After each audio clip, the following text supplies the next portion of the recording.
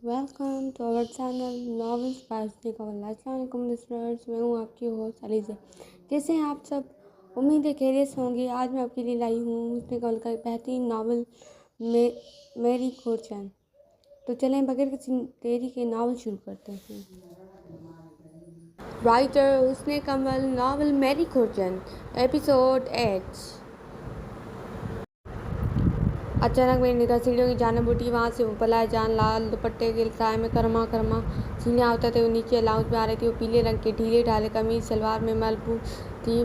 पूरी ज़िंदगी में पहली बार मैंने उसके बालों में खजूर चोटी पहनी देखी। उसके आगे बाल बेबी कटिंग हुए हुए थे जो उसके पूरे पेशानी पर बिखर कर उसके हुस्न में मज़ीद चार चांद लगा रहे थे। वो नाजुक सी कोई गुड़िया लग रही थी, बहुत खूबसूरत। उस ज़ालिम हसीना ने आज फिर मुझ पर बड़ा जुल्म ढाया था। आज फिर अपने होठों को आतिशी रंग से सजाया था। पता नहीं क्यों, मगर उसके होठों पर लगी वो आतिशी लिपस्टिक आज भी मेरी सांस रोक रही थी। वो लाउंज में सफ़ेद रंग के सोफे पर उसे बिठा दिया गया। उस लम्हा उसने पल भर के लिए अपनी निगाह उठाई, मगर मैं उससे बहुत दूर मगर चेहरे के चित्र में खड़ा था। सब उसकी खूब बलाएँ ले रहे थे। खुर्चन के तीनों भाइयों में से एक ने मुझसे ठीक तरह बात नहीं की थी, ना ही मामू जान ने। मुझे अपना आप बिन बुलाए मेहमान जैसा लग रहा था। उसके चेहरे और हाथ पाँव बताने के घर से आया हुआ अपटन लगाया जा रहा था। मैं बड़ी हसरत से उसके वजूद को खड़ा तकता रहा। मेरी आंखें बहने के लिए बेताब हो रही थी। एक आग सी लगी थी मेरे सीने में। करची करची होकर मेरे सामने सारे अरमान बिखर रहे थे। वो मेरी खुर्चन थी जिसके हाथ पर आज किसी और के नाम की मेहंदी लगाई जा रही थी। एक तूफान बरपा था मैं दिल में, मगर लब खामोश तमाशे बने हुए थे। सारी रस्में हो जाने के बाद जोर शोर से फंक्शन स्टार्ट हो गया था। मैं अपनी जगह खड़ा सारे कज़न के नाच गाना करता देख रहा था। ओह, तो आप आ गए? मुझे तो पता ही नहीं था इतने बड़े बड़े लोग शिरकत कर रहे हैं मेरी शादी में। मेरी निगाहें सिर्फ उस पर टिकी थी। मुझे वहाँ मौजूद किसी और बंदे से कोई मतलब नहीं था। मेरी बड़ी हसरत उसके हाथों पर मेहंदी लगते देख रहा था। जैसे ही उसकी मेहंदी का अमल मुकम्मल हुआ, तेज उठ कर मेरी जानब चली आई। उसे निहायत मुस्कुराते हुए कहा, मगर उस लम्हे मैंने सिर्फ उसकी आंखों में देखा जिनमें शदीद इज़्तिराब था। बहुत शिकवे, बहुत शिकायतें, बहुत गुस्सा, शायद बहुत रोई थी। वो आंखें सूजी रही थी उसकी। मैं एक लम्हे में ही भाप गया था वो बिल्कुल खुश नहीं शादी थी। म्यूज़िक बहुत तेज़ था। उसे लगा शायद मेरे कानों तक उसकी आवाज़ सही हासिल नहीं कर पा रही। सब कह रहे हैं बिल्कुल सर आप जैसी खूबसूरत लग रही हूँ मैं। शायद तभी आपकी निगाहें इतनी सताइशी हो रही हैं। क्या आपको सही आपकी याद दिला दी मैंने आज? ज़रा अचक कर मेरे सीधे कान के पास मुँह लाकर दर्ज करने वाले अंदाज में कहा और तंजिया मुस्कुराते हुए मेरे पास बैठने लगी। सर इतनी खूबसूरत थी मुझे तो आज पता चला। सच कहूँ तो मैं देखने के बाद अगला सांस लेना तक भूल बैठता था। हाय, तुमने बड़ा जुल्म ढाया है मेरी जान पर। अपने हुस्न को पर्दे में रखो। बंदा थोड़ा कमज़ोर दिल है। आइंदा आतिशी रंग से अपने खूबसूरत होंठों को जीना ना देना। मैंने एक लम्हा इज़ार किए बगैर उसकी नाजुक कमर हाथ रख कर उसे मज़ीद दूर जाने से रोका। मेरे उस गैर मुतवक्का अमल पर उसकी आंखें हैरत से फैली। मैंने उसकी झुमकी पर अपने होठों में मस्की और नहायत मोहब्बत से छू लहजे में उसकी बड़ी बड़ी आंखों में झाँकते हुए कहा, कहते हैं ना सोहबत असर रखती है। शायद ये सरपरी व निडर खुर्चन की सोहबत का ये असर था जो मुझे तशरीफ़ बंदा पड़ने वाले काम बड़ी जुर्रत से अंजाम दे रहा था। ये पहली बात है कि मुझे किसी कोई परवाह नहीं थी। आदत है अपना। उसके हाथों पर लगी मेहंदी अभी गीली थी। वो कहा जाने वाली निगाह से घूरते हुए हुक्म सादर करने लगी। मोहब्बत के जवाब सख्त बेरुखी से दिया था उस दुश्मन जान ने, मगर मुझे भी उससे कोई गिलाना नहीं था। हटा दिया, बस खुश रहो उसके साथ जिसके साथ रहना चाहती हूँ। उसके हुक्म सादर करते ही मैंने तेज़ी से हाथ हटा लिया। एक कदम पीछे हटकर निम आँख और तड़पते दिल के साथ उसे दुआ देकर मैं उसकी महफिल छोड़ कर आ गया।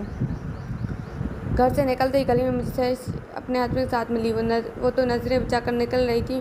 मैंने दांत पर आवाज़ देकर रोका। उसे देखते ही मेरे पूरे वजूद में आग भड़क उठी थी। अगर तेरी शिकायत उनका लिहाज ना होता तो मैं उससे मोहतरमा के दर वहीं लगा देता, मगर इज़्ज़त पर जान कुर्बान करने वाले लोग हैं हम। मैं कैसे उसे जितना गिर सकता था, मेरा लेवल इतना लो नहीं था। मैंने उसके हस्बैंड से रस्मी दुआ सलाम की। उस दौरान तैरिश के चेहरे के रंग मुकम्मल उड़ गए थे। शायद उसे मेरे पाकिस्तान अचानक वापस आने की तवक्को न थी। उसने आगे तक ना उठाई मेरी जान। बात करना तो बहुत दूर पर था। मुझे अंदाज़ा था कि उसने मेरी अनगिनत फ़ोन कॉल्स ने अलर्ट कर दिया है। सरिश, तुम रुकने आई हो मामू के घर? मेरे सवाल पर गड़बड़ा कर बोली। हाँ, चलो अच्छी बात है, फिर तो बहुत वक्त है मेरे पास। रात को महफिल जमाते हैं, बहुत सारी बातें करनी है तुमसे मुझे। मैंने हतुल मकान अपने लहजे को दोस्ताना न करने की कोशिश की ताकि उसके हस्बैंड को कोई शक ना हो। अरे तो अभी कहाँ जा रहे हो? चलो अंदर चलो हमारे साथ। उसका हस्बैंड मुस्कुराते तकलीफ से भरा, वो अम्मी अबू से मिलने जा रहा हूँ, अभी तक मिला नहीं हूँ उनसे। असल में एयरपोर्ट से डायरेक्ट मामू के घर ही आ गया था। मैंने उसका तो जवाब दिया और सहज घूरी से नवाज हो अपने घर की जानिब बढ़ा। मैंने अपने घर का दरवाज़ा आहिस्ता से नॉक किया। दरवाज़ा अम्मी जान खोलने आई। मैं उन्हें देखते ही बेसाख्ता गले से लगा। उनकी चेहरे तो खुशी का कोई ठिकाना न था। अम्मी मुझे मस्जिद अपने इशारे में जकड़ कर ज़ोर ज़ोर से रोने लगी। अबू अम्मी की ज़ोर से रोने की आवाज़ सुनकर परेशान होकर दरवाज़ा की जानिब आए। मुझे देखते ही उनकी आंखों में जुगनू जगमग गए। थोड़ी देर तक यकीनी आलम में खड़े मुझे तकते रहे। अम्मी से हटकर मैं अबू की तरफ बढ़ा। उनके सीने से लगकर लगा जैसे आज बहुत सालों बाद जिंदा होने का एहसास हुआ हो। वो बहुत शफ़क़त से मेरी कमर को सहला रहे थे। मैं शदीद कमज़ोर था, मगर अबू के सीने से लग जाने के बाद मुझे दिली सुकून मैसर आया। थोड़ी देर बाद, आप लोग शादी शिरकत नहीं कर रहे हैं मन की? मेरे सवाल पर अम्मी ने मुझे शिकवे भरी निगाहों से देखा। कैसे कर लूँ, इतना बड़ा दिल नहीं है मेरा। शुरू से अपनी बहू के रूप में देखा था उसे मैंने। अम्मी बहुत जज्बाती होकर बोली, यहाँ तक कि रुतबा ने गुफ्तगू अपने चेहरे दुपट्टे में छुपा कर रोना शुरू हो गई। मैं वाकिफ था अम्मी की किस कदर दिली लगाव रखती हैं उस घुटन से। तुम अचानक कैसे? मतलब? अब्बू उलझ कर इस्तफसार कर रहे थे। मेरा अचानक वापस आना उन्हें उलझा रहा था। शायद उन्हें अंदाज़ा था मेरे अचानक वापस आने का ताल्लुक कहीं न कहीं गुरजन की शादी से जुड़ा है। मैंने अबू की जानिब अफसरदगी से देखा, बगैर कुछ कहे अपने कमरे की जानिब बढ़ गया। मुझे गुमान था इतने सालों बाद अचानक यूँ तो यकीनन कमरा गंदा मिलेगा, मुझे बैठकर खुद सफाई करनी पड़ेगी। मगर अपने गुमान के बिल्कुल बरक्स पाया था मैंने। मेरा कमरा चांदी की तरह चमक रहा था। मेरे कमरे की हर चीज़ मुझे खुद बता रही थी कि किसी ने बड़ी शिद्दत से इंतज़ार किया मेरी वापसी का। कमरे की खिड़की बंद करने के बावजूद भी मुझे गुरजन के घर से कानों की आवाज़ें मुसलसल आती रहीं, जिन्हें सुन सुन मेरा दिल जल कर कोयला हुआ जा रहा था। मेहंदी लगाओ कि सत्यनारायण के नाम की खास तौर पर न जाने कौन कमीना मेरे चेहरे पर मज़ीद नमक चढ़ रहा था। एक ही गाना बार बार चला रहा था। मैं बहुत थका था। उठते चलते कब मुझे नींद आई मुझे खबर नहीं।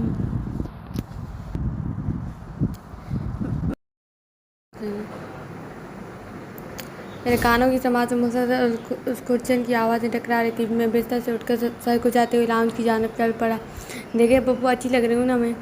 मेरी मेहंदी। वो मेरे सामने सोफे पर बैठी अम्मी जान को अपने हाथों पर सजी मेहंदी दिखा रही थी। वो सफ़ेद रंग के कुर्ते और आतिशी रंग के चौड़ीदार पाजामे में मलबूस थी। आतिशी रंग का नेट का दुपट्टा बड़ी तमीज़ से सर पर ओढ़ रखा था। लाइट साफ मेकअप, मगर होंठों पर डार्क आछी रंग की लिपस्टिक वो बला की क़यामत ढा रही थी मुझ मजलूम पर। मेरा दिल उसे देखते ही ज़ोर से धड़कना शुरू हो गया। शदीद गर्मी का एहसास होने लगा। मैं समझ गया था मिस गुरजन सिर्फ मुझे तड़पाने और जलाने आई है।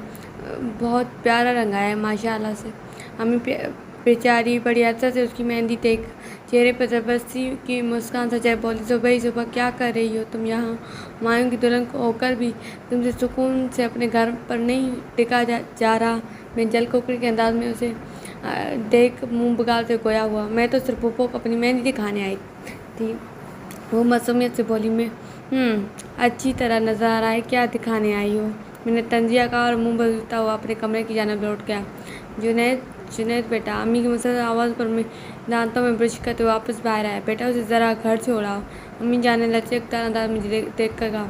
क्यों? मैं क्यों छोड़ कर आऊँ? वैसे भी मोहतरमा का घर सामने ही तो है।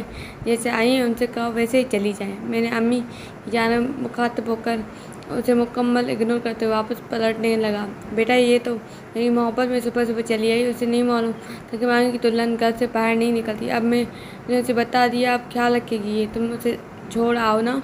जी जी, दांत ब्रश कर लूँ फिर छोड़ कर आता हूँ दुनिया की सबसे मासूम मांगी दुल्हन को, जिसे शायद ये भी इल्म नहीं कि मांगी दुल्हन पीले कपड़े पहनती है, आती ही नहीं।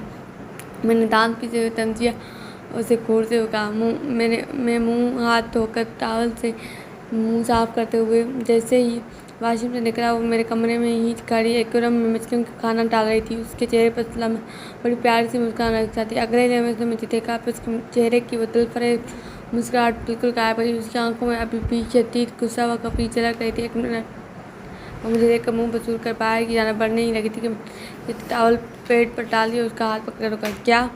वो आबरूज का कर कुछ देना था तुम्हें मुझे? हाँ। मैं के अलमारी की तरफ बढ़ा। वाह, इतनी प्यारी साड़ी किसकी है? मैंने बहुत साल पहले उसकी साड़ी खरीदी थी मगर देने की हिम्मत नहीं कर सका। मगर अब न जाने क्यों छाती दिल में ख्वाहिश जागी कि इस साड़ी को उसके हकदार को दे दूँ। इसलिए वक्त ज़ाया किए बगैर उसके हाथों में साड़ी का बैग पकड़ा दिया। उसने साड़ी को देखते ही तारीफ के कलमात बेसख्ता कहे पर आबरूज का उलझ कर पूछने लगी, तुम्हारे लिए लाया था। मैं अफसोसगी से फ़कत इतना ही कह सका, मेरे लिए? वो मज़ीद उलझ कर, हाँ तुम्हारी सिर्फ 3 साल का पर मगर दे नहीं सका था। नज़रें झुकाए कहा, और सिर्फ साड़ी नहीं थी, मेरे मान थे, मेरे ख्वाब थे। वो ख्वाब जिनमें मैं उसे अपने दुल्हन के रूप में देखता था। ये साड़ी उससे शादी की पहली रात में तोहफे के तौर पर देना चाहता था। मेरा बड़ा अरमान था उसे दोबारा लाल रंग की साड़ी में देखने का। मेरा दिल उस लम्हे शदीद रंज व गम में डूबा हुआ था। उसकी नज़र अचानक बैग में मुझे साड़ी की रसीद पर गई। उसमें तारीख लिखी थी जिस दिन वो माल से खरीदी गई थी। अगर उस दिन मेरे लिए साड़ी लाते तो दी क्यों नहीं? उसकी आवाज़ अचानक से भर आई थी जिस पर मैंने निकाह उठाकर उसके खूबसूरत चेहरे की जानिब देखा। उसका चेहरा सिर्फ लाल हो रहा था, आंखों से आंसू तिलक रहे थे मगर लब व लहजे में शिकवा भी नुमाया था। बस हिम्मत नहीं हुई। मैंने अफसरदगी से नज़रें झुकाकर दोनों हाथ पैंट की जेब में डालते हुए कहा, हिम्मत नहीं हुई मगर क्यों? सबके सामने बेधड़क डालने की हिम्मत है आपको, बस तोहफा देने की हिम्मत नहीं हुई। अपने आंसू साफ करते हुए गुस्से से भड़क कर गोया हुई, तुम तो ऐसे बोल रही जैसे ये तोहफा तुम हमारे दरमियान की सारी गलतफहमियां मिटा देता। मसला यही तो है, आप हमेशा उन छोटी छोटी चीज़ों को अंदाज करते हैं जो दूसरों के लिए बहुत अहमियत की अमल होती है। उसमें मना अंदाज में जताते हुए कहा, ठीक है मैं अपनी गलती मान रहा हूँ मगर क्या मैं अकेला कसूरवार हूँ उन सबका? क्या वो तुम नहीं थी जिसने अंकल कहकर मुझे रिजेक्ट किया था? मैं जख्मी चेहरे की तरफ दौड़ा। बहुत चाहता कि शिकवा मुँह पर ना आए क्योंकि उसमें मेरी शदीद तज़लील थी मगर वो लड़की तो हर चीज़ का अल्लाह मुझ पर डालकर खुद बड़े जमा होने के चक्कर में थी जो मैं बिल्कुल नहीं होने दे सकता। माना गलतियाँ ज़्यादा मेरी हैं मगर उसका एक अंकल के रिजेक्ट करना मेरी हर गलती पर भारी है। हमारी मंगनी उसने तोड़ी थी, मैंने नहीं। हाँ कहा था, बल्कि आज भी कहती हूँ, खड़ूस अंकल हैं आप। जब देखो मुझ पर ही चीखते रहते हैं। कभी ख्याल नहीं आया कि आपने मेरी सेल्फ रिस्पेक्ट का सबके सामने ऊपर से कुर्सियाँ बुलाते थे, यहाँ तक कि मेरे दोस्तों के सामने भी। वो तो आज जैसे बन बाज़ बरसने आई थी मुझ मजलूम पर। मेरे करीब आकर आंखों में आंखें डालकर गुराते हुए शेरनी की तरह ताड़ने लगी। हाँ बुलाता हूँ खुर्चन, क्योंकि तुम हो। अपनी ज़िंदगी से खुरच कर निकालने की कितनी कोशिश की मैंने तुम्हें, मगर तुम तो जैसे चिपक ही गई थी मेरी किस्मत व ज़िंदगी से। मैंने दांत पीते हुए जवाब भी कार्रवाई की। तुमसे जान छुड़ाने के चक्कर में मैंने घर से भागने तक की धमकी दी थी अम्मी को, मगर मैं बोलते बोलते सांस लेने के लिए रुका। मगर क्या? वो तजस्सुस के मारे तेजी से आबरूज कहकर पूछने लगी। मगर अम्मी फिर भी अपने फैसले पर डटी रही। पता नहीं क्या जादू कर दिया तुमने मेरी माँ पर, मैंने चिढ़ते हुए बोला। दरअसल आपकी नज़रें कमज़ोर है इसलिए आपको मेरी कोई अच्छाई नज़र ही नहीं आती। और रही जादू की बात, अगर मुझे वाकई जादू आता तो यकीन जाने सबसे पहले आप पर ही करती। बड़े आए खड़ूस अंकल के मुँह पर मुझे खड़ूस अंकल कह रही थी। मेरी ठीक ठाक तब गई थी। तुम्हारी ज़ुबान कुछ ज़्यादा ही नहीं चल रही आज? मैंने घूरते हुए कहा। हाँ चल रही है तो क्या कर लेंगे? खड़ूस अंकल आप मुझ पर चीखेंगे? वो एक हाथ कमर पर टिका कर जिस मैदान में उतर आई थी। मैंने उसे अपने गुस्से पर काबू पाने के लिए एक लंबा गहरा सांस दिया। वो खुर्चन हर बार की तरह मेरा ब्लड प्रेशर हाई कर रही थी। मुझे खड़ूस अंकल बुलाना बंद करो वरना। ये खड़ूस अंकल का लफ्ज़ मुझे अपनी ठीक ठाक तौन मालूम हो रहा था। मेरा बस नहीं कर रहा था उस लड़की का हाशिया कर दूँ। मैंने बहुत मुश्किल अपना गुस्सा पीते हुए वार्निंग दे चुका। वरना क्या? मैं तो कहूँगी खड़ूस अंकल। वो तो आज चटाई के सारे रिकॉर्ड तोड़ने आई हुई थी। मेरे और नज़दीक आकर मुझे जज करने लगी। खड़ूस अंकल, वो बुलाए हुसन मेरे और करीब आकर इतराक का जवाब चढ़ाते हुए बोली। उसकी मजीद करे आते में निगाह उसकी खूबसूरत होंठों पर टिक गई। मेरी हालत गैर होने लगी थी। मुझे लगा मेरी सांसें रुक रही हैं, शरीर गर्मी का एहसास होने लगा। वो अपनी धुन में मगन चिढ़ाने में मसरूफ़ थी। चुप, एकदम चुप। मैं मजीद उसके नज़दीक बर्दाश्त नहीं कर पाता, इसलिए तेज़ी से उसके होंठों पर अपना हाथ रखकर उसकी आवाज़ को दबाया। साथ साथ अपनी आंखों से घूरते हुए सख्त लहजे में कहा। उसकी आंखें मेरे उस अमल पर हैरत से बड़ी बड़ी हुई, साथ साथ खफी भी झलकाने लगी। क्या जान से मारने का इरादा है मुझे? जैसे ही मैंने हाथ हटाया वो गिरा सा तो मुझसे खफगी से बोली, फिर पाँव पटकती हुई साड़ी उठाकर जाने लगी। मैं बहुत मोहब्बत करता हूँ तुमसे खुर्चन। मैंने बगैर कुछ सोचे समझे बड़ी मोहब्बत व ज़रूरत से लानिया कहा, फिर उसके कदमों को रुकते देखा। जारी है।